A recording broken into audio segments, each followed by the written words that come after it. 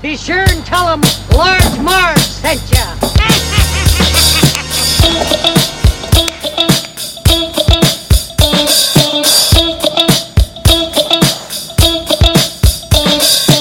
In the 90s, we were just teeny tykes. We rented movies and our bikes. We wanted to be DJs, but we were just teeny gals. So we went off to college and we remained as pals.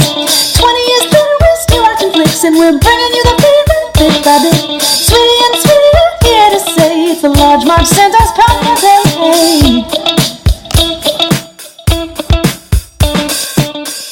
Wait. What? We cannot break bread with you. Huh? Becky, what's going on? Wednesday! You have taken the land which is rightfully ours. Years from now, my people will be forced to live in mobile homes, on reservations. Your people will wear cardigans and drink highballs. We will sell our bracelets by the roadsides. You will play golf and enjoy hot hors d'oeuvres. My people will have pain and degradation. Your people will have stick shifts. The gods of my tribe have spoken. They have said, do not trust the pilgrims. Especially Sarah Miller. Gary, she's changing the words.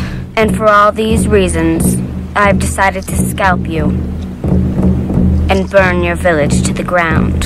Hey guys, welcome to the Large Marge Sent Us podcast, your favorite podcast where two sweetie sisters talk about movies that shaped their childhood. I'm Sweetie. And I'm Sweetie. And we're continuing on, trucking on. Keep on trucking on. Keep on rolling. To the good flicks. I don't know about you, but October is like that. It's pretty much over. Yeah. What the fuck happened in October? So in my job, my whole job is schedules. And I basically for like 3 months, I've been like, we'll do that in November. We'll do that in November. And like November's tomorrow. And I'm like, fuck, we have to do that. You were also complaining the other day about how you couldn't get a hair appointment till like November 10th. Yeah. And I was going to shout to you, be like, Sweetie, that's like next week. Well, that's still like 3 weeks away. And my hair is Scraggles City. It's Scraggle Rock, my hair. It's so bad. Good it's one. So bad. Good one. Anyway, guys, so as if you've listened to us in this month of October, we have been doing creepy Creeperson movies or spooky Spookerson movies, however you want to think about it. I think I want to think about spooky Spookersons. Yeah, it's just me. So anyway, continuing on this little journey, we did today Addams Family Values. They're creepy and they're spooky. Good one. All together kooky. When I was a kid, I thought it was altogether mookie. And I'm like, I'm not even sure if those are still the right words. Yeah. They're all together booky. What? I was doing mookie. Oh. Mookie Betts? Mookie Betts. But I'm not done. Oh. Keep going. The Addams Family. Yeah. Woo! Thank you. So we were going to do this one for September sequels. And couldn't fit it in because we just had too many. We had too many. So we decided to push too this. Bad, though, because this would have one hot sequel. a couple of them. But so we pushed it in October, and it's fucking terrific. It's everything I want in a sequel. It just hits all the beats of the original, does like a new interesting plot. Kids are a little older, so there's like a new dynamic there. There's a baby, Joan Cusack. I mean, what else? That's what else you do you need to do. You need to introduce a dynamic character that is interesting enough and that kind of steals the show. Because in a way, you've already been won over by the characters in the first one. So the second one, you need to get that secondary character. I'm thinking of Fat Bastard. Yep. It's like also Mike Myers, but a different character. Right. That kind of really steals the show. So that's what you need. So I think that's why this one maybe works so well. It's just a thought. But yeah, it's amazing. Year, please. 1993. Cool. When was the first one? 1991. Okay. Reasonable time between. So pretty quick in between the sequels. Basically all the same original cast members except for Granny, who got swapped out. I don't remember the actress who was the original mama or grandma. Some old lady. But kind of an upgrade because it's Carol Kane, who you can't even really recognize in that old lady makeup. Well, I was looking at her, and I was like, younger than Angelica Houston, and she plays her mom, which is pretty cool. well, I was looking at her, and I was like, is that Carol Kane? Yeah. Oh, the makeup is like, wow. Yeah. That's nuts. Yeah. And like there's one scene where she talks and she has like 2 teeth and the rest is all gums and it's terrifying. Yeah. And her teeth are like little like tiny things. Yeah. They're not even. She's really good. Teeth. She was a great addition. You don't even like miss a beat with that character. So like awesome, like shoe in with that. As we said, Joan Cusack, goddess to me. Oh my god, I fucking love her. She like plays like a lot of little like sidekicks. She's like a sidekick sort of role, but not in this one because she really steals the show. She does. And I was confused as a child because I'm pretty sure this must have been like the only thing I had seen her in up until that point. So I always thought she was like a big boobed blonde kind of actress.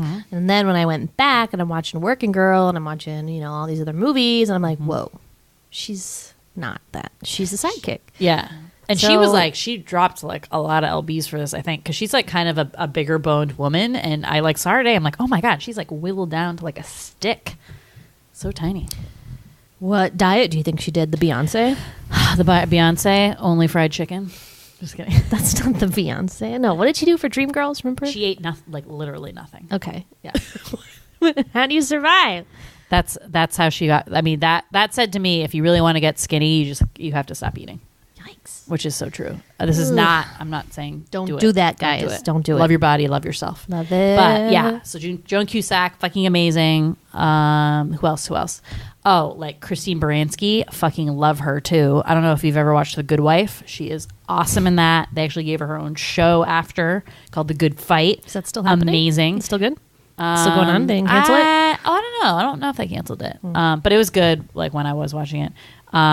What's his name? Peter McNichols, aka Janosch from Ghostbusters 2. They play these hilarious camp counselors. Oh my god, hysterical.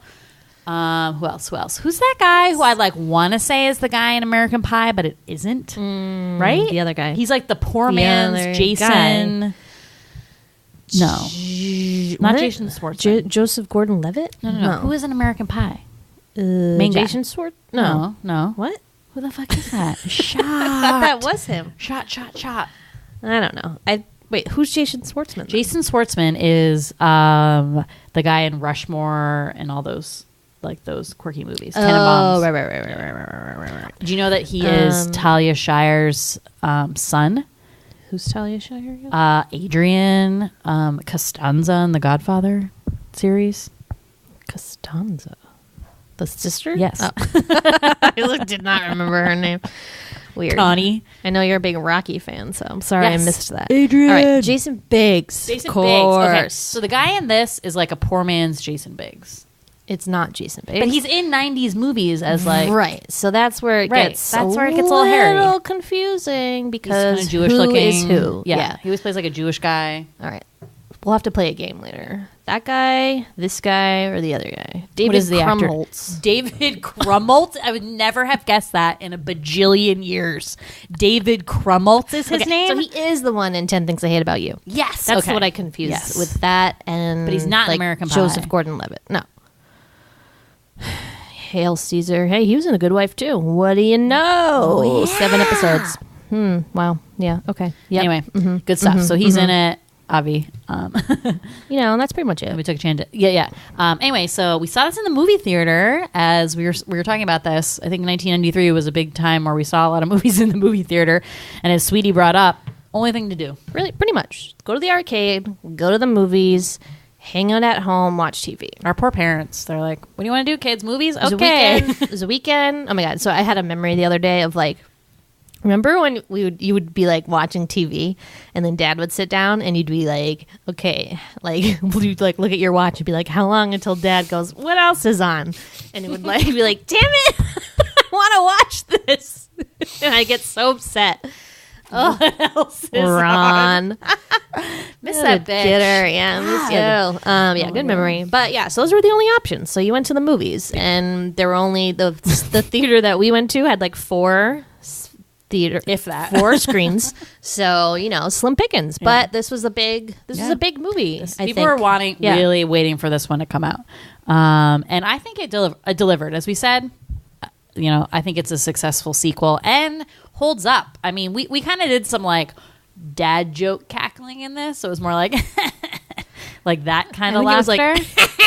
Yeah. That was more like your cackle. Well, that's my cackle. But anyway, so it's like, in general, I think these movies are super clever the way that they're written. And we'll talk about this more like later, but just like the way they frame all their jokes and sort of like, and the way they introduce the macabre. Ooh, only one time so far. Ding. Ding. How many times are we going to say macabre? In this. So that continues on.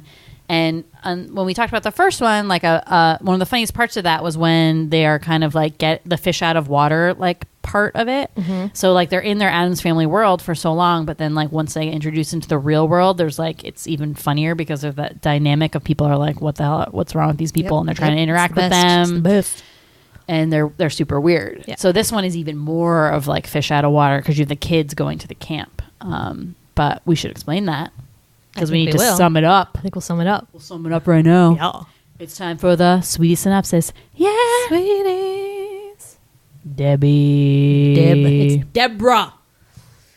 The Addams family is back. Are back. Is back? Are back. Who's back? Don't know. Back Don't again. care. Gomez is back. Tell a friend. Morticia, however, is pregnant.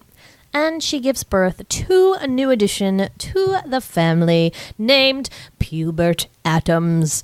Quick sidebar. Let's discuss the name Pubert. Apparently, what they wanted to name the creator, Charles Addams of the Addams Family, of the cartoon and the comic book. No, cartoon? Was it a comic? I don't know. I forget. Anyway, that's what he wanted Pugsley to be named. First draft, Pugsley. So it was like an homage. Yeah.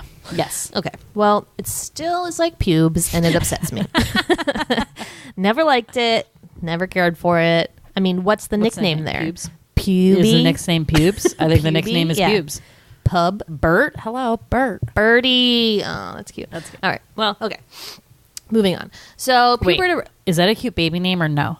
What? Should I take it? Pubert? Bert. Yeah, you can take Albert and then call him Birdie. Yeah. Like the King's Speech King. Yeah. All right. Taking it. Don't steal it. All right. Everybody take note. Okay, so Pubert has arrived, and Wednesday and Pugsley do the normal brother sister thing where you like try to kill your little brother or sister. It's pre-norms. It's cozy if you're Hannibal Lecter. Why do you hate the baby? I love that line. So I didn't realize that Morticia and Gomez do call it out, the fact that they're trying to harm this baby. Yeah. So that's good to know. So they're worried about this, so they get a nanny, which again, I'm like, okay, what is Morticia doing all day that she needs a nanny to help take care of her kids? Or Gomez, because you know what? Parenting is a 2-person job. Am I right? Yeah. Not always, but in this case, there's 2 parents, so it's 2-person job. I think they're just hooking up the whole time. I mean, they are into each other. That's a good theory because they don't have jobs, and I think they can spend some time. And they have this 3rd person kicking around, an Uncle Joey, if you will, and a grandmother. So it's like and guys, Lurch, and a random hand. Like so many people could help. Yeah. But no, they need a nanny. So they have some interviews. Nobody's working out because everybody's like really freaked out by this family and Wednesday and Pugsley. Then in walks Deborah. She is immediately excited and really wants this job. You can tell. Her bosoms are out. She's ready to go. They give her the job immediately because she does not seem freaked out at all by the situation.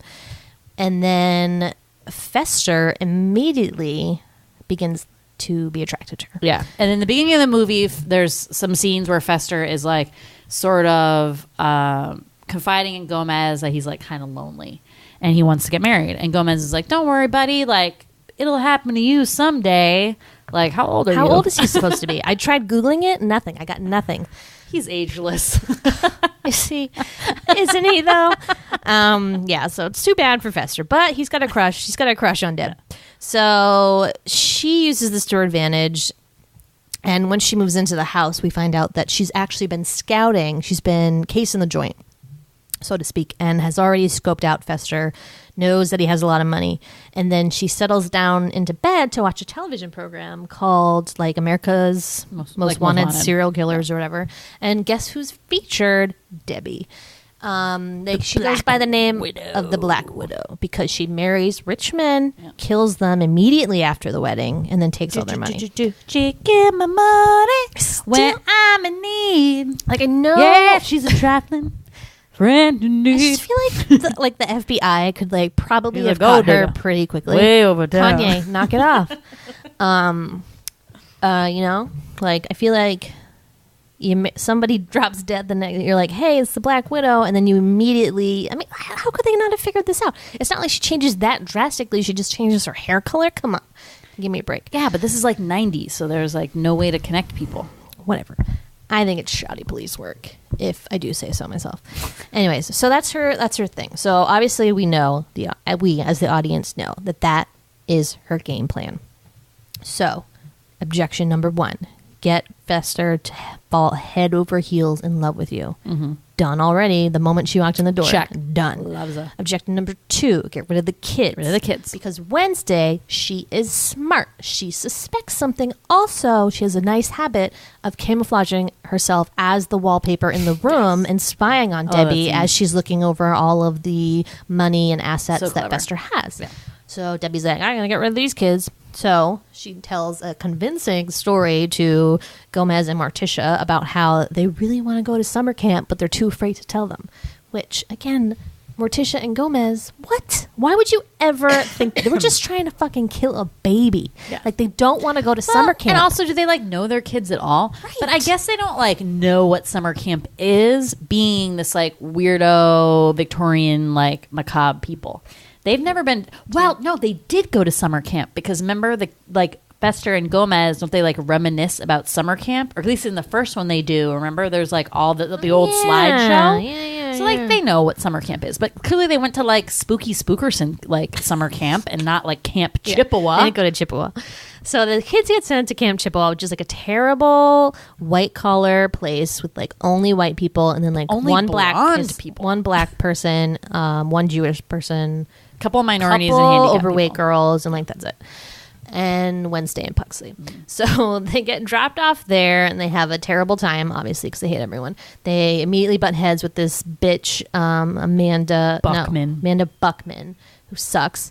And yeah, Wednesday meets an interesting fella by the name of what's his name? Larry? No. Dan. Well, you only hear his last name, which is like a funny last name. Glickman? Glickman is his last name, but... Okay. Oh, shit. This is the first one. Oh, fuck. I fucked it up. Okay. The Glickman bar mitzvah. No, maybe it's not Glickman. Glicker? Joel Glicker. Joel Glicker. Jolie. Who's equally miserable. He's equally miserable. But he's miserable because he has mostly allergies and horrible parents. And doesn't want to be there either. So I think that Wednesday immediately like is fascinated by him because she's like, oh, somebody like me. Right.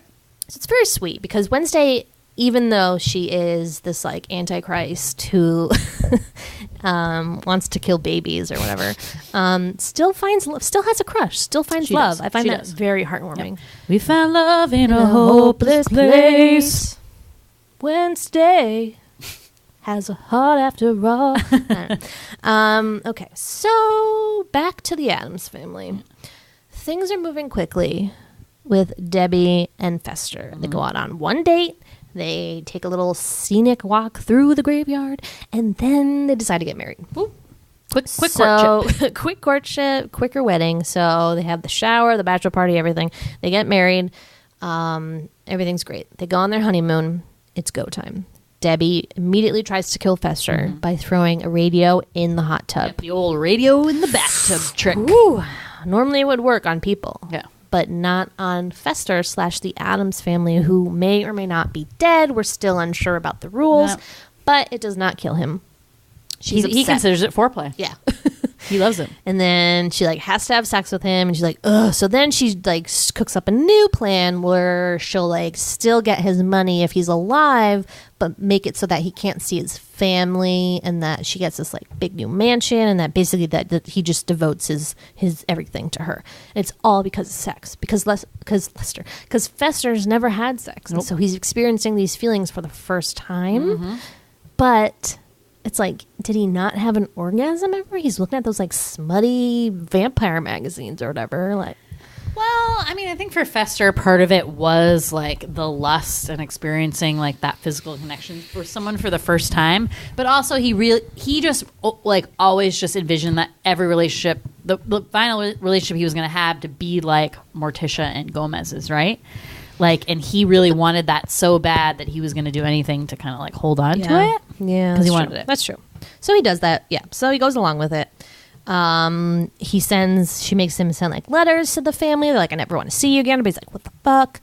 They're like pretty upset. Some scary things happen to the Addams family. The baby gets real sick. Yep. And by sick, I mean grows a sweet afro blonde curly wig. Yep. And Becomes his a whole cherub. nursery changes into like normal baby nursery.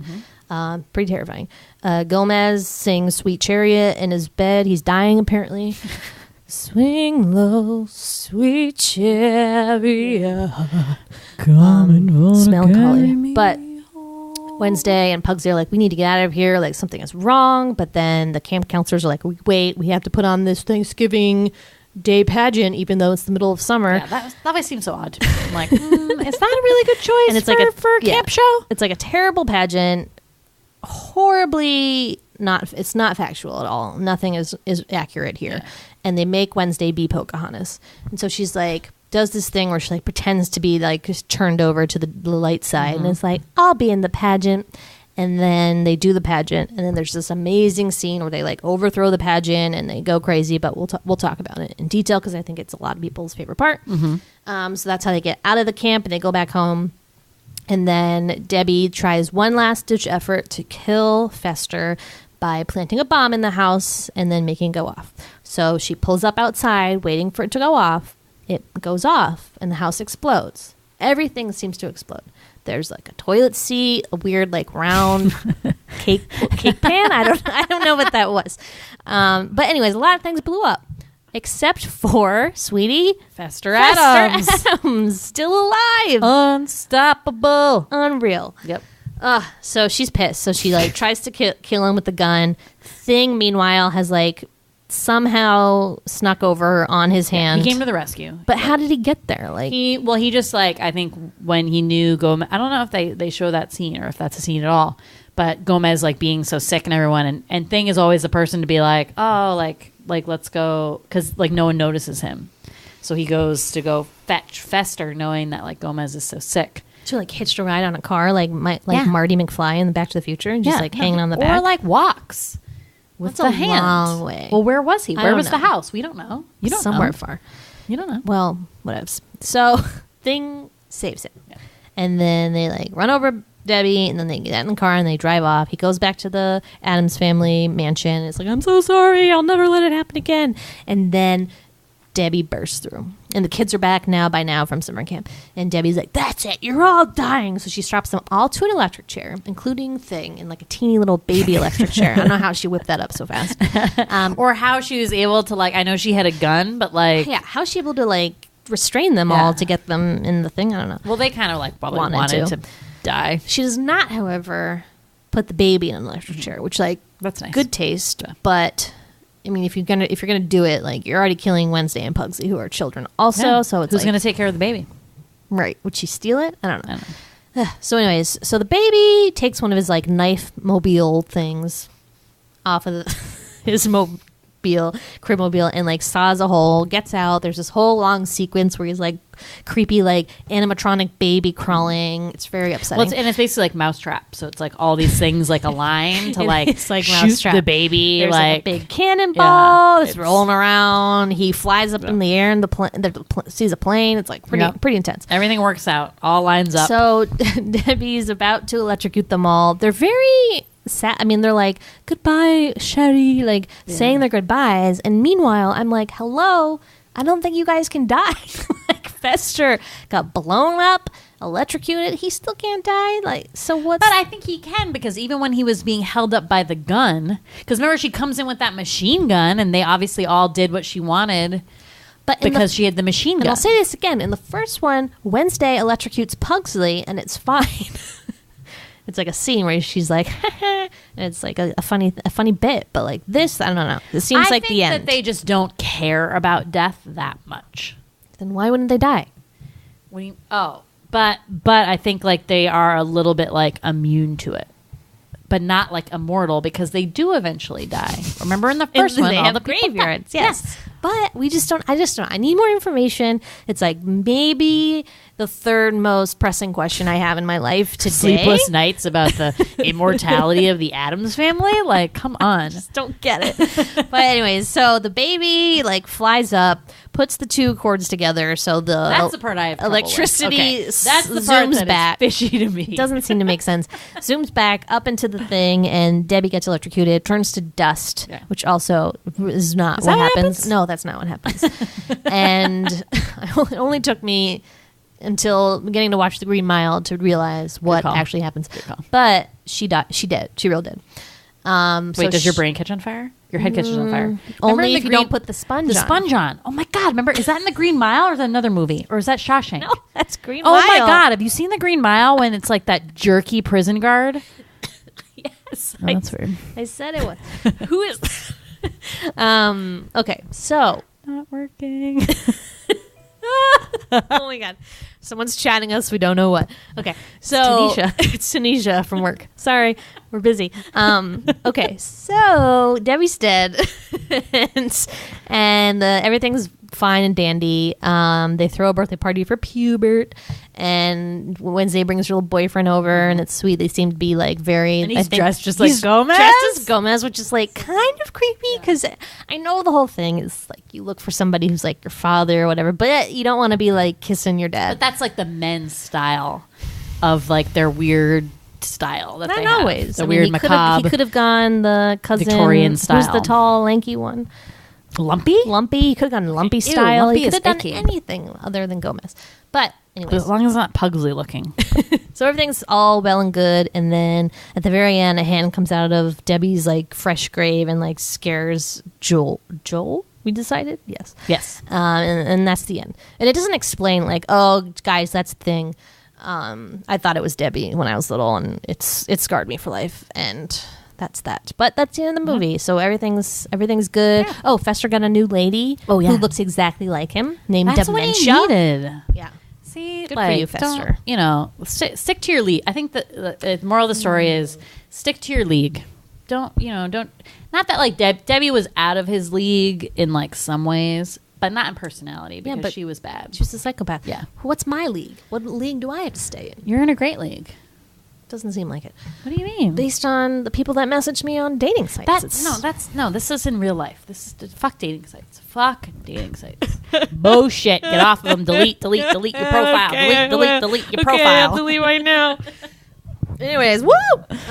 Yeah. So right off the bat, I have to say that this movie is way more macabre than the first. Why do you think that?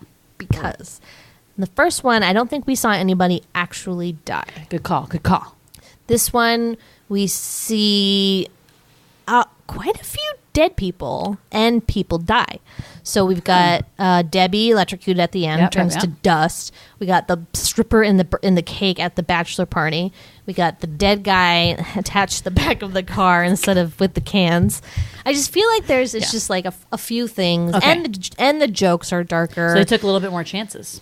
I think so. Yeah. And I think it's more sexual too, like the sexual jokes. Maybe, or more sexual. I mean, and there's that stuff around, because like the overarching like Morticia and Gomez like completely all over each other is like still in this one, but then you have the added dynamic of like virginity and like Fester having to do physical things and stuff like that. So is that why you think that? I guess. And yeah, I just remember like some of the jokes I was like, whoa, hey yo. Yeah, so I mean, okay, so two things make me like really uncomfortable in this movie. Okay. Here's what they are. Yep. Number 1, Fester having an orgasm. Gross. Never want to see that again as long as I live. He had an orgasm on screen? Sweetie, why don't you pay attention? No, You're still... I don't think that was. I'm just like saying I don't agree with you. His eyes bulge out and he like backs She didn't into the do bed. anything, though. She was just sitting on him like rubbing his junk. He had an orgasm. No, Yes. I don't Rewatch think that's, it. no, He did. that's not. He just like was getting excited for the big, and big he probably event. like erupted and that's what happened. No, I don't believe that Please, at all. Okay? watch it again. No, He did. no. Okay. Anyways, so number 2, Fester with that fucking wig on. Like I can't handle that wig. Well, so I have trouble with Debbie, who's like had the chance to maybe upgrade Fester to someone that she would look a little bit more like a regular person. And she chose the pumpkin-headed toupee? Is that the toupee you choose when you want an upgrade? I don't think so.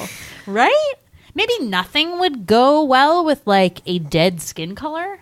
This is true. Bags under your eyes. Really A dark hair. hunchback. Morticia looks great. Gomez Because looks hot. remember in the first one, him as Gordon had like a Jufro, basically. Remember? So like that really didn't work also out, upsetting. but was better than the pumpkin Way head better. bowl cut. What is that? I can't. Like I throw up in my mouth every time I think that's about a it. nightmare in itself. It's so that whole upsetting, concept. so upsetting. And like white, like Panama suits. Giant, like double wide size, like those pants we found at Filene's basement that time, where we each fit in a leg. That's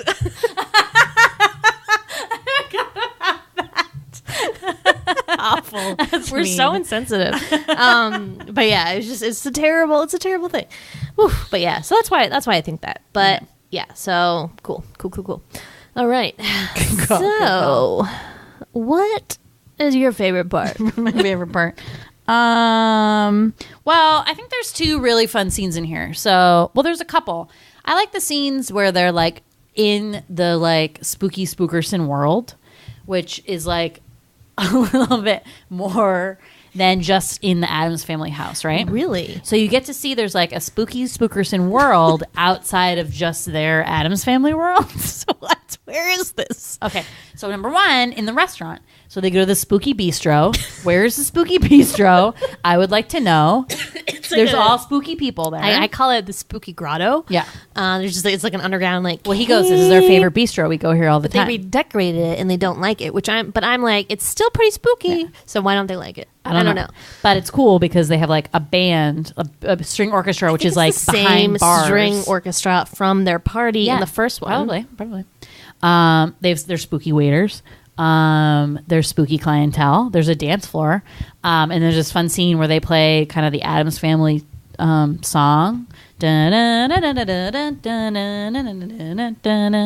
do a Paso Doble. And they do like, a really cool dance. And that part's really fun because it's a good like showpiece for Morticia and Gomez, who are always just like a thrill to watch because they're so entertaining. Raul Julia and Angelica Houston, like amazing characters. Character actors in this. And then you have the wedding, which is like a little like spooky Spookerson. You see like all the people all dressed up and see all their relatives, the bachelor party where they have like, or the shower where there's like Siamese twins in both of them, like Cousin It, Lumpy Addams, who's like this giant with a hunchback, all these like strange characters. So like I like all those scenes. I think those are really, really cool.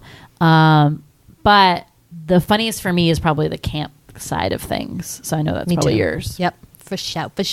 You just can't beat those 2 counselors. They're just hilarious. Wait, are they brother and sister or married? Married. No. Okay, right. Yeah. Because her. Yeah, you say your favorite. Okay. So it's this Camp Chippewa. The kids get shipped off to, and like any camp. I mean, it's like just a cookie cutter camp that is named like after Native Americans. You know, canoes, segregated cabins. You wear like a orange polo shirt and khakis all day. Like so gross. So anyway, they get introduced and he's like, welcome to Camp Chippewa. And they're like so perky, the camp counselors.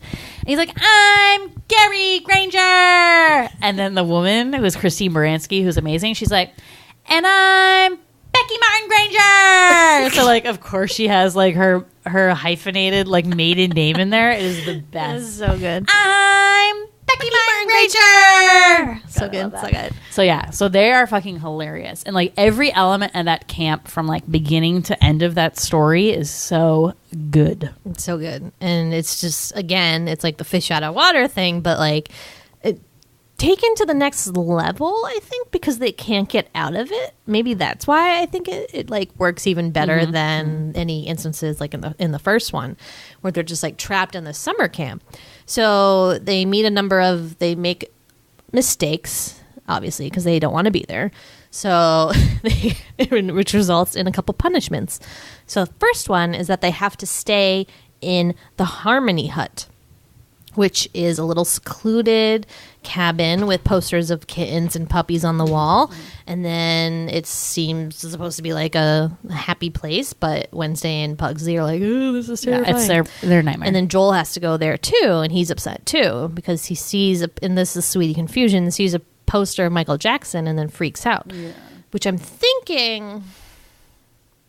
Is it because he molested? Like, that's really dark. Yeah, that's really dark. And so I told Sweetie this bit that in the trivia that Michael Jackson was supposed to do a song for this soundtrack, and then they decided, like, not to go. He recorded something, but they decided not to put in because it was really 93 was, like, the heyday of, like, the pedophilia case and stuff against him. The good old days. So then was that joke in, like, reflection of that? Maybe, or he was just scared of Michael Jackson. But if he was scared of Michael Jackson, why wouldn't he be scared of Wednesday, who's just as pale and scary? But wasn't like Mike? I feel like out of nearly almost anything in the world, Michael Jackson is like something that is like notorious. Like everyone thinks that's cool. I don't know anyone who's like Michael Jackson isn't right. cool, It's still, or you know, it's still confusing for me. Yeah, I'm not sure. I'm not sure. So anyways, that's confusing. So that was like punishment number 1. Punishment number 2, they have to get brainwashed by watching all these like kiddie movies, which are awesome. Are pretty musicals. Much our favorite movies. Come on, I mean, the Happy Hut would be our place to live. I'd like to go to the Happy Hut. Why not? So the movies they choose for the Happy Hut that they're gonna force to make them watch are Bambi. Yeah, no, that'd be a no. I mean, you know, it's just going to make people those sad. Early Disney movies are a little rocky for me. I'm not going to lie. The early Disney cartoons, like, not the greatest. Annie, don't get me started. One of my favorite films. Tomorrow, Yep. I love ya. Tomorrow. We're covering that so soon. I've got the Annie. I got to do Annie soon. I mean, I'm literally dying. Hard Knock Life came on because I had like my phone hooked up to a Bluetooth this weekend in the car. Hard Knock Life came on. Oh my God, I was like shivers. I was like, oh my God, I love this song so much. It's weird. Anyway, so other things in the Happy Hut, The Little Mermaid. That is a great movie. Great movie. But it's a Disney movie. It's a cartoon. It's got love. You know, obviously they don't like it. And then Sound of Music, which again, don't get me started. Stop. It's a musical. They don't like singing. Forget it. Do not touch Oscars and Hammerstein. Okay? Forget it. Just saying. Yeah. So then, they're treated to that. They have to like undergo some choruses of Kumbaya, which is very upsetting for them. And then they do this like fake faux transition, which I wish that if there was a deleted scene or a scene that we could watch like after the fact, because it is very fun to watch the Thanksgiving pageant not knowing the plan. Yeah. But I always thought that like what happened when they were watching all those movies was that she was just devising the plan with them the whole time, and then they like told the other kids, I guess, because obviously everything was rigged up. Yeah. I mean, there's a kid like ziplining off of the thing with like, obviously he knew what to do. So let's go back to that. So there's a great scene when they're like telling the kids, Gary Granger and Becky Martin Granger, what they want to do for like the final pageant. So they're like, this is like Gary's dream. It's like his vision. Like he thinks he's like this like musical. He thinks he's Oscar and Hammerstein basically. And he's like, I have this vision, and we're gonna do this like Rogers and Hammerstein. What did I say? Oscars and Hammerstein. Rogers and Hammerstein. Rogers and Hammerstein. Yeah. Or Bob Fosse. Or Andrew Lloyd Webber. Or sure, anybody. Or Lin-Manuel Miranda. Oh. Good one. Keep it current. Keep it current. Anyway, so he's like, let's do this like bullshit Thanksgiving play again. Like, what the fuck, Thanksgiving? Who gives a shit? Anyway, so he's like, and for the lead pilgrim, Sarah Miller, or whatever. So it picks that fucking annoying blonde girl. And she's like, oh my God. So excited. And for her, like, pilgrim friends, Lila, Mary, Jenny, like all these like total white girl names. It's like amazing. So then they go like they pick Wednesday as Pocahontas as like the Chippewa like maiden or whatever they call her. And they're like, and her little Chippewa friends. And then there's this bench of kids who are either minorities or handicapped or like really nerdy. And she goes down the list. So this is Becky Granger naming the kids. Oh my God, like lost it. It's so funny. So it's like, and her little Chippewa friends, Mordecai, who is like this really dorky kid with a yarmulke, so like very Jewish. Who's the next one? It's like Mordecai, Consuela, like Gary, who's like this nerdy kid with glasses. Esther, who is a fat girl. Slightly overweight little girl. And then the best one, she's like, I'm not sure how to say this one. Jamal. And it's this like little black kid. Oh my God. Ugh, it's hilarious. Classic. So they're like putting all the couple minorities and stuff like that in to play the Native American. I mean, it is fucking hilarious. It's great. So then they do the pageant. Mm-hmm. Yes, and the pageant goes off as it should at first. There's like a dance scene with turkeys. Pugsley's the turkey. I just want to give a shout out to Pugsley. Very good job. Very convincing turkey. He learned the dance moves. That's why I'm always so... I'm he was like a kind of standout. shocked by that. Like MVP. Yeah, but like... So maybe that was whole part of the plot. Sure. Being like, you got to be... Like, you got to fake that we're into this. Yeah, because they want to get to that middle part. Yeah. So then, like, the big part comes where the Native Americans come to Thanksgiving and they give the pilgrims a turkey. And they're supposed to be like, oh, you're so great. And of course, Gary like wrote all these like bullshit lines. They're like, you're just like us, except we use shampoo and have last names. It's like, ugh, barf in my mouth. So Wednesday's like doing her like fake thing. And then she's like, but wait, she's like, we will not break bread with you. And then this like low drumming sound starts happening. And then she has like this amazing monologue where she's like, your people wear like cardigans while our people get like sent to reservations and like just all stuff that's very true. Mm-hmm. And then they all of a sudden she like released the beasts and is like, go get them. Basically, I don't know, it's just like, we were gonna kill you. Mm-hmm. And then all of the little like reject kids go nuts and like they do like offensive Native American things, but whatever. And yeah, that's the part that's a little bit like, wait a minute. Yeah. You like it, but you're like, ooh, like, oh. Yeah. 90s. So it's pretty funny though. But so they attack Amanda and like put her against burn her at the stake, and they like put the gasoline like there, put an apple in her mouth, wrap her with a rope. They tie Gary and Becky up as like a shish kebab thing and like roll them around over a real fire. Or a stuffed pig. What is that called? Oh yeah. When you like pig, roast a pig. Yeah. They set fire to the whole set piece. It's very crazy and violent, but like hilarious. So that's great. So that's like the scene that everybody remembers, I think, the most. And of course, people love to play that meme, post that meme on Thanksgiving. Mm-hmm. I think is a big one. But yeah, that's probably my favorite scene. I'd say it's just a real standout. It's a real set showstopper, if you will. It's pretty great. Yeah, it's hilarious, and the kids do good. And it's amazing, and like, so the first one was in 91, and this was in 93, obviously filmed a little earlier than 91 probably. But the amount the kids grew in the time between the two movies is like kind of crazy. Because they seem like really little kids in the first one, like little Wednesday, and then she's like a woman in the second one. It's kind of freaky. She's only 12, like 13, 12. Seemed like a woman to me. She's like her now and then age. Right, but didn't she seem? I mean, she was like under 10 in the first one, maybe. Yeah, she seemed really little in the first one, but I guess I'm just used to seeing her. You're just at that age with Christina Ricci? No, at that age, and it was just actually it's funny because remember I've talked about this before, but that scene in Now and Then when she cries and like smashes the mirror. It's like, why did she have to die? Why do they all have to die? And it's like terrible fake acting. Yeah. It's the same acting she does as Pocahontas. It's like so weird. And so it must just be like when she's uncomfortable is like interesting what she's goes to. But you haven't seen the Zelda Fitzgerald like it's on Amazon. And she's actually really good in that.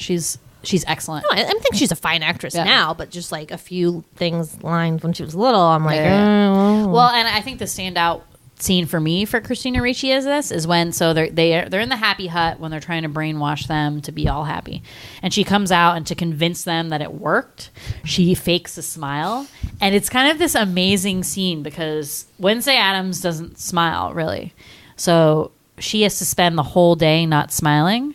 The whole day. Like, her whole role is not smiling. And if you think about that, like, if you are a smiley person, like, that would be really difficult for me because I think my natural, like, face is a smile, mostly. I don't have resting bitch face. Good for you. I wish I did. Then maybe people wouldn't ask me directions all the time. I get asked directions, and I have resting bitch face. So I don't know. You're just sweet. I mean, who knows if I'm going to send them to the right place or not. But, like, whatever. But there's this part, she comes out of the happy hut, and like you can see her cheeks like fluttering as she's like trying to make a smile. So it's basically like the science of a smile almost. And everyone's like, like, what is she doing? Because she looks so strange smiling. She looks like pretty and pleasant, but it does look like forced and kind of awful. Scary, psycho. So it does look like a little psychotic, and it's pretty amazing. So I think that's like a really cool scene for that's impressive. Good old Wednesday. Impressive. I think also just a quick note about summer camp. I had this weird thing where like I really wanted to go to summer camp when I was little, but I didn't because I was too afraid to. But I had a fantasy of summer camp like in my head. Did you have this where you would like imagine going to camp and was being it from like, the Babysitters Club super special book? No, it was from Remember Bug that? Juice. Bug juice doesn't come in a jar. I've Bug never juice seen comes that. From who you I know you So- loved it, but I've never seen it. So it was a Disney reality television program that followed kids at summer camp. There were like 3 seasons, I think, and this was like in the 90s, the heyday of the Disney Channel. Oh man, loved that shit. Had a crush on like so many kids and was like, imagine myself. Okay, super embarrassing, but like one time I saw a shooting star and I wished on the shooting star that the guy that I had a crush on in Bug Juice would move next door to us. Aww. Didn't happen. What the fuck? But super embarrassing. But I just really wanted to go to summer camp, but I don't think I did. Like I think I would have been too scared to go to summer camp. I think I would have liked summer camp. I don't like playing games. Yeah. I don't. Well, I don't know. Remember we went to the sea camps for the charter school, and that was like a small taste of summer camp. I feel like, and you didn't like that. I liked elements of it. Like I thought like the cabin thing was cool and like sleeping over was cool, but like I really fucking hate playing games I don't want to play. Just like can't. But I guess in summer camp the idea is that you sign up for stuff, so like you don't have to do everything. Yeah. Some kids try everything and you're like, good for you and your father, great, you want to water ski, whatever. But then you can just do arts and crafts like Caitlin the whole time. Well, I think it would be fun because it's like college at that age because you're without your parents, right? Yes. So I think that's what's scary. But I was still so afraid of everything when I was little that like I would never have liked that. It wasn't until I got older and started like drinking alcohol where I was like, okay. Well, but I remember when I went to college and like that feeling of when you're in college and you're like, oh my God, like no parents. Like that's the first time that everyone's that's definitely like, the appeal for summer camp. And for the kids who went to summer camp, like they had already had a taste of that. But like, not that our parents like were real parents, but they never felt like overbearing parents. Like we didn't have rules or anything like that, so it wasn't like our summer life. Camp is also maybe really that's why we fucking didn't expensive. Maybe that's why we didn't need summer camp because our parents weren't like overbearing. You have for that- curfews. You have all this. Except for that summer that mom made us go to rec in the summer. It was the worst summer of my life. Oh, Carol. See, I think that's why we were like, is this summer camp? This is so bad. Yeah. So okay. Yeah. Summer camp. Cool. Funny thing that I noticed on this rewatch is the scene in the spooky Spookerson restaurant. Yeah. Spooky. What'd you call it? Spooky Bistro. Spooky Bistro. Morticia's putting on makeup in the mirror, and I was like, huh. That's cool, because like I always just imagine that she just like rolls out of bed looking like that, you know. And it was kind of refreshing because it was like she's a real person. She is a real person. She puts her makeup on just like everybody else. She puts her pants. I liked it. It was her just dress something on about it. One that was tight very arm like, at a time. Cool. That's nice. I like that. Yeah, that's cool. It really humanizes her. Yeah. Okay, a couple questions. Mm-hmm. Love questions. Would you spend a night in the Addams house?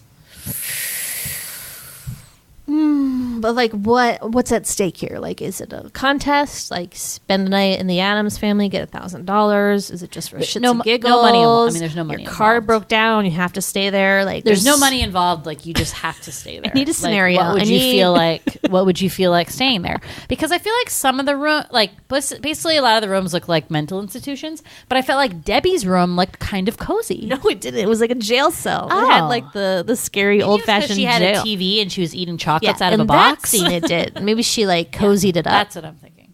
I don't know. Okay, I'll say this again. Everything is so fucking dusty in that house. I would not last a minute. Need a Swiffer. This weekend, I like put a futon back together and I was sneezing for like hours. Was it that? Yes. It was that. It was definitely the futon. And I couldn't stop sneezing. So I don't know what would happen to me. I would die probably at the Addams family. Also, just like so many spooky Spookerson things are happening. Spooky Wednesday is just fucking like blending in with the walls. I can't handle that. That's why I posed this question. I feel like I don't it's even like like sleeping alone. I know. It's just it's scary, and I don't know if I can handle it. If there's like a 95% chance that like a monster or a ghoul is gonna come and eat you, no, I'm not gonna stay there. I just feel like it's just creepy fixings, though. It's not like haunted or anything. I don't know. There's a lot of weird things. There's like the grandma does like witch spells in the basement. I don't know. Okay, so that's a no. You're not. They don't sleeping eat at the real Addams family house. food. Are they All I gonna- wanted was a yes or no. Okay. The answer is no. Okay. Thank you. Probably not. Okay. Number 2. Do you think Fester is good in the sack? No, I don't think he's good in this sack. Hello. Why? I was repulsed by his orgasm face that you don't think happened. Because he'd just be like, he'd probably throw up on you or something. It's just not ideal. What if he has a big schlong? I don't know. Still upsetting. Don't want to think about that. Thank you. Goodbye. Thank you. Goodbye. Is Cousin It good in the sack? Probably. I bet he's like a Peter Dinklage thing where you're like, okay, you're probably really good at Is he sex. hairy underneath that? I don't know. That's the question. Is he like a person underneath the hair? Is that who Cousin It is? I'm confused. Because he made a baby with a person, so he's a person. Well, he has a penis, Yeah. but we don't know if he's a person. You can have a penis and still be covered in hair, and not a person. I think he's a person, but just with like so much Then hair why that it wouldn't goes they down have, to the like, bottom. picked it up and been like, "Hey, this is what I look like." I don't know. Why does he have a teeny tiny voice? Right. Why doesn't he talk? I don't think he's a How does he person. communicate with the ex Mrs. Tully? He's an it, so that he's just not a person. I don't know. This is again another question. Good question. I'm still confused about the Mrs. Tully. So confused. Margaret Addams, I Well, believe good is her for name. her for sticking Yeah. with it. They made it. Right. Some other people we know did not make Right. it. They made it. So Did we ask Bravo. that in the first Addams Family Bravo. podcast we did? no, because we knew Do the they answer. make it? We knew the answer. Yes, and they make a baby. So yeah, good for her. Good for But her. why was the baby all it? Because it's the like dominant gene. It just like took over. It's just that's it. That's a good joke when she's like, so Cousin It's baby, and the wife is like, oh, it's what? And the Debbie's like, what? And he's like, oh no, what's his name? We named it because that's what the doctor said. Like when the guy obstetrician said when he came out. What? Can you imagine giving birth like a giant Hairball? hair? It's a hairball. A giant wig? Yeah. Yeah, great. That must feel great. Come out of the crotch. Okay. Any other questions?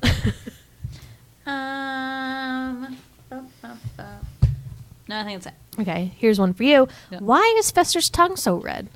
I thought it was Cherry just Tootsie Pop? our DVD copy. We watched it streaming on Hulu. Exactly.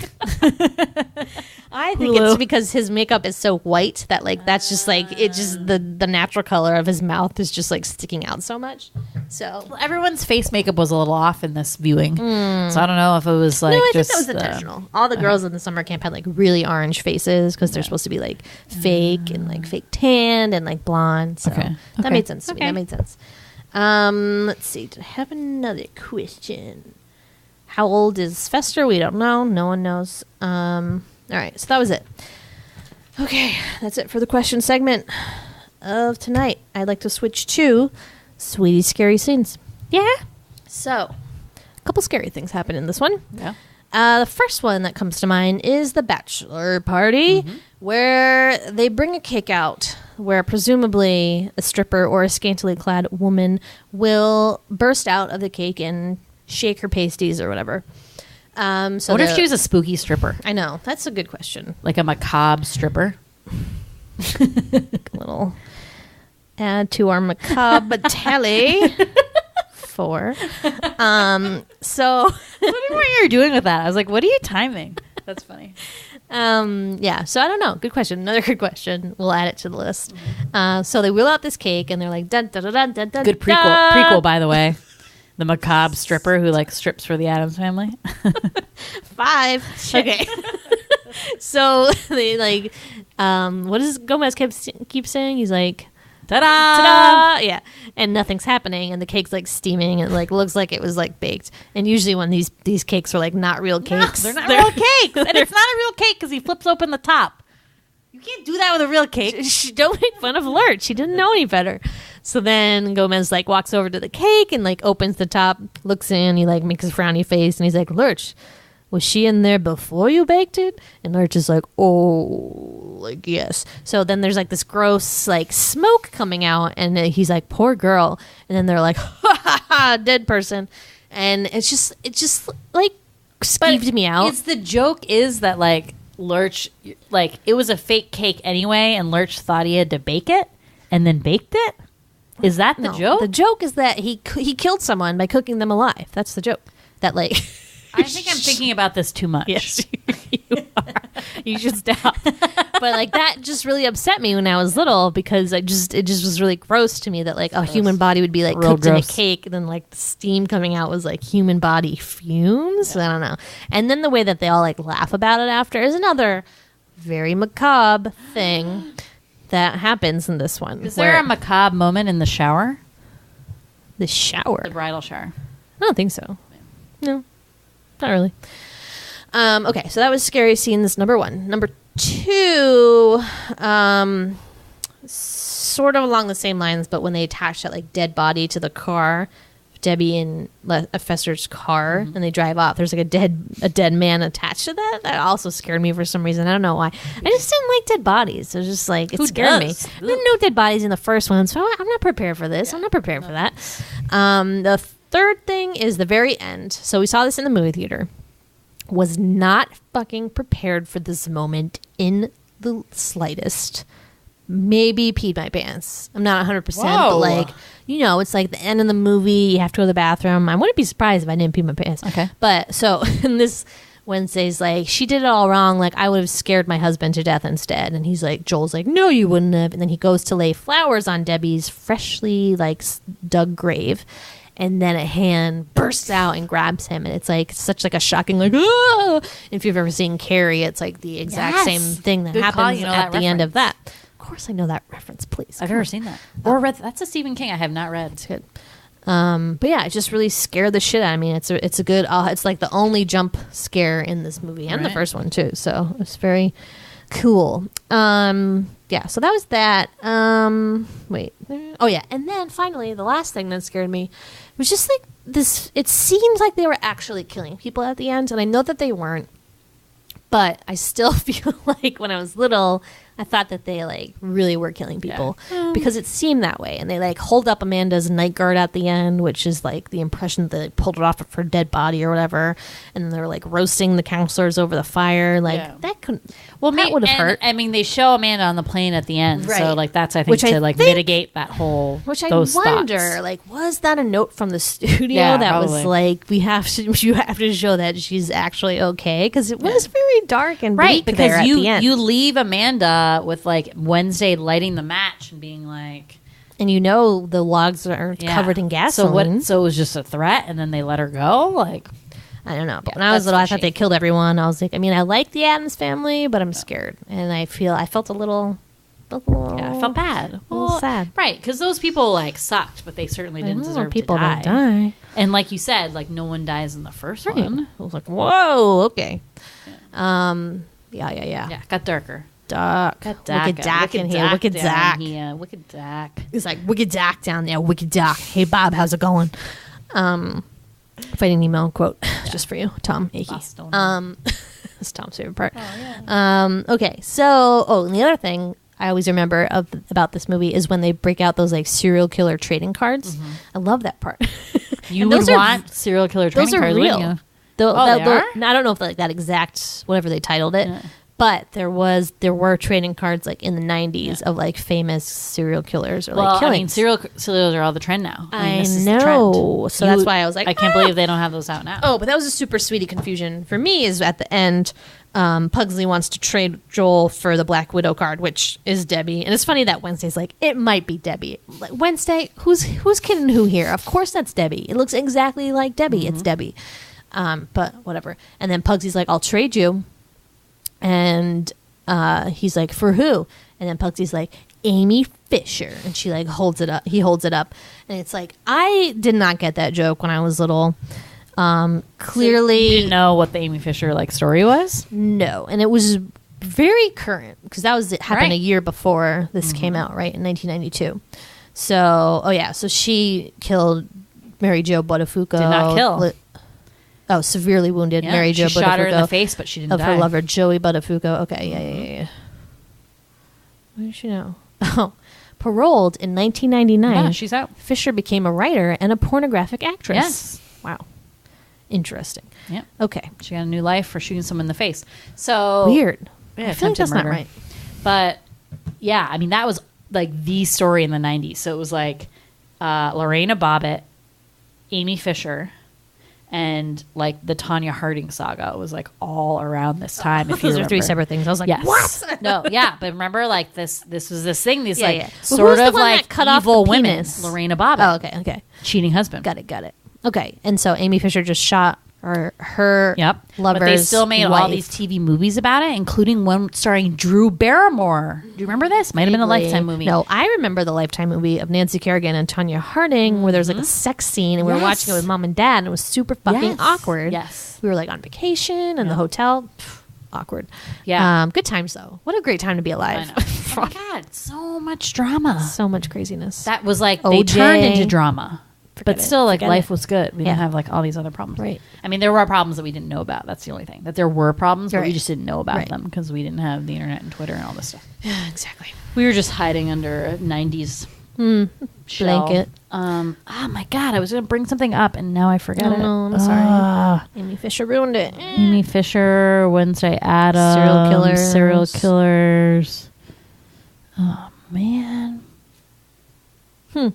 Guess we'll never know. Bum. Oh, also scary when I was little.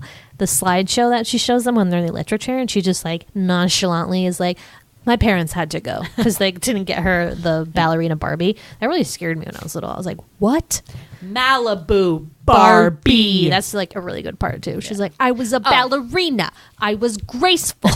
Okay, so this is what I want to bring up. So my segue into, I just want to talk a little bit about Joan Cusack and how amazing she is in this. Okay, so Joan Cusack, as we said, for the movies that I kind of like looked at her IMDb bio just to like refresh myself on all her characters, and like I said, she's largely a sidekick of people. So my favorite and the one I've certainly seen the most is Working Girl, the friend in that. Bev? Is it Bev? No. I don't know. Who's her friend? Coffee, tea, me. Oh my God. I love that role. So I cannot wait to do Working Girl. That is such a good movie. Her friend is great in that. Like, it's a great dynamic they have. She's so 80s Long Island. It's great. And then she's been in like a bunch of her movies with her brother. So Joan Cusack. She was, I guess, uncredited in Say Anything. She's in like Grosse Point Blank. 16 Candles. She's in 16 Candles. She's in Say Anything. With There's her brother. Yeah. She's the voice of Jessie the Cowgirl. Yes. She's When somebody loved me. Yeah. Oh, God, please. She just is like so great. But she's so like amazingly over the top, but like likable. I don't know. But like likable still? You know what I'm saying? Like she's hilarious and like she's a killer and she's horrible, but she just like does her own thing and is like, fuck this shit. and is kind of It's great. hilarious. Yeah. She's all the best lines. It's All the just best lines. She's all these like they put her in white. You know, I think that's her thing to make herself seem pure and innocent, even though she's evil, a Black Widow. So she wears white to like compensate for that. She's just, and then like when she gets really mean with Fester, oh man, It's like so funny. your favorite part. Give me a kiss. Give me a 20. Give me a 20. It's a really good business plan. You should write that in your sweetie business ideas notebook. What? Black Widow. If anyone Marrying, if like, you marry bald someone, hunchback men? or I don't know, like if anyone wants to kiss you, you're like, give me $20. Oh, It's my basically a God. prostitute, but like No. prostitute light, Yeah. where it's just like kissing. No big Yeah. deal. No big deal. But yeah, there's just like all these funny and like she buys that mansion and like puts all she's like and like all the movers are moving stuff in. She's like, watch out, that's a credenza. Like she freaks out about all the furniture like moving in. She's like 2 cars named Debbie 1 and Debbie 2. But why does she? Debbie 1 is like the ugly Buick, and Buick, the Debbie yeah, 2 is is a the cool Mercedes. Mercedes. Yeah, Why yeah, would she? that's weird, that's I weird. take Debbie 2. Even her like giant gun. You ever seen a gun that big? the Where end, do you get a the gun very that end or big? the revolver? The very end. The revolver is giant. Yeah. Also. Yeah. Not the machine gun. No. The revolver. So The giant revolver. So not the very. Okay. Okay. Yeah. That was a big gun. Yeah. That was like an old west. It's huge. It's like It's the gun. comedically It's the huge. gun from Roger Rabbit with like the fake cartoon and bullets. I love the part where so she like is gonna blow up the house, right? So she puts the bomb in a box and like says it's for their 3rd week anniversary. And like she's like, I'm gonna go out and get champagne. Like, don't open your present. And he's like, oh, please, come on. It's like Fester wearing this heart apron because he's like cooking in the kitchen. So he's like, come on, I want to open it. And he's like, is it string? And she's like, no. Is it a dog chew toy? And he's like, no. And then he goes over and shakes it. And he goes, it's a bomb. And she goes, what? Because he guessed. Oh my God, it's so funny.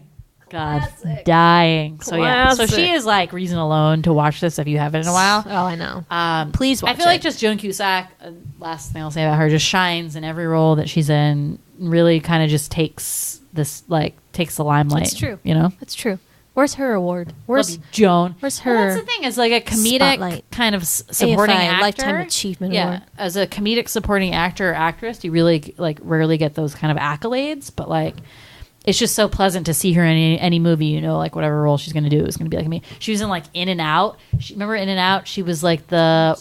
I saw it. He's gonna marry her. Just the box cover. Oh, okay. So he's gonna marry her. That's like who was gonna be his beard essentially, and then he comes out. So he is gay in that. So spoiler, gay. Okay, cool.